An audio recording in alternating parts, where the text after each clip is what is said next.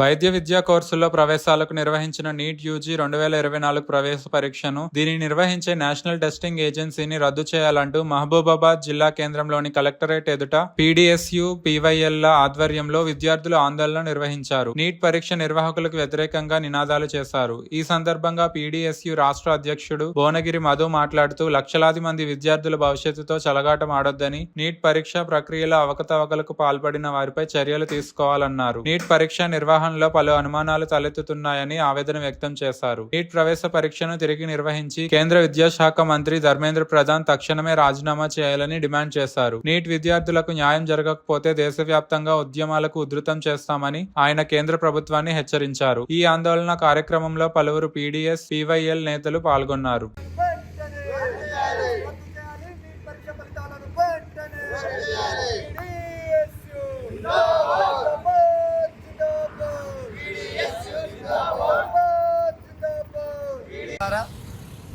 ఈరోజు తెలంగాణ రాష్ట్ర కమిటీ అన్ని జిల్లా కేంద్రాల్లో పీడీఎస్ పీవైఎల్ ఆధ్వర్యంలో నీటిలో జరిగిన అవకతవకలపై తక్షణమే కేంద్ర ప్రభుత్వం స్పందించాలి, నీటి బాధితులకు న్యాయం చేయాలి, ఎన్టీఏని రద్దు చేయాలి అనేటువంటి డిమాండ్లతోటి ఈరోజు అన్ని కలెక్టర్ కార్యాలయాల ముందు ధర్నాలకు, నిరసన కార్యక్రమాలకు పిలిపించడం జరిగింది.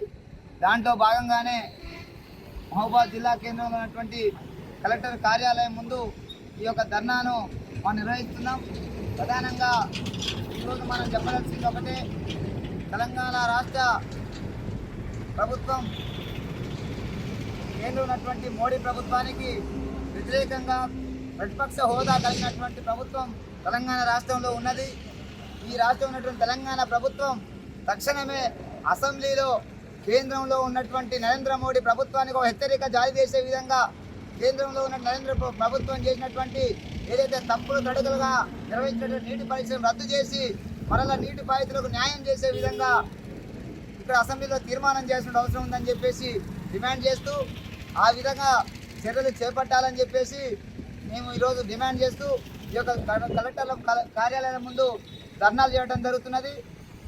ఒకటే మేము చెప్పదలుచుకున్నాం, కేంద్ర ప్రభుత్వం తన ఆధీనంలో ఉన్నటువంటి అన్ని సంస్థలు నిర్వహణ చేస్తున్నది.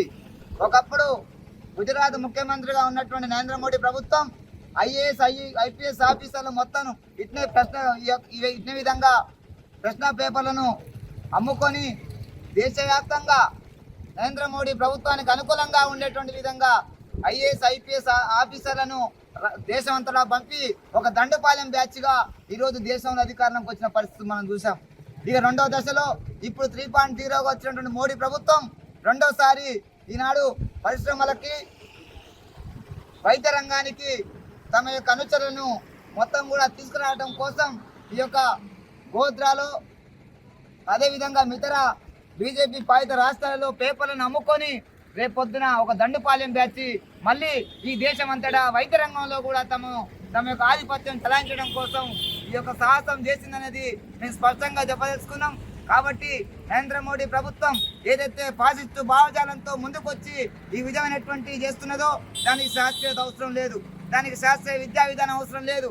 గుళ్ళు, బళ్ళు, దేవుళ్ళు అనేటువంటి లక్ష్యంతో పోయేటువంటి ప్రభుత్వం ఒక డాక్టర్ చదువుతూనే వైద్యం చేయగలుగుతున్నటువంటి ఇంగిత జ్ఞానం లేనటువంటి బూడిద పూసుకుంటే రోగం పోతానని చెప్పేటువంటి ఒక భూత కల్పనతో కొనసాగేటువంటి నరేంద్ర మోడీ ప్రభుత్వం ఆ దిశగానే ఈరోజు ఎన్టీఏను ఈరోజు నీటి పరీక్షను లీక్ చేయడానికి పూనుకున్నదనే విషయాన్ని స్పష్టం చేస్తూ తక్షణమే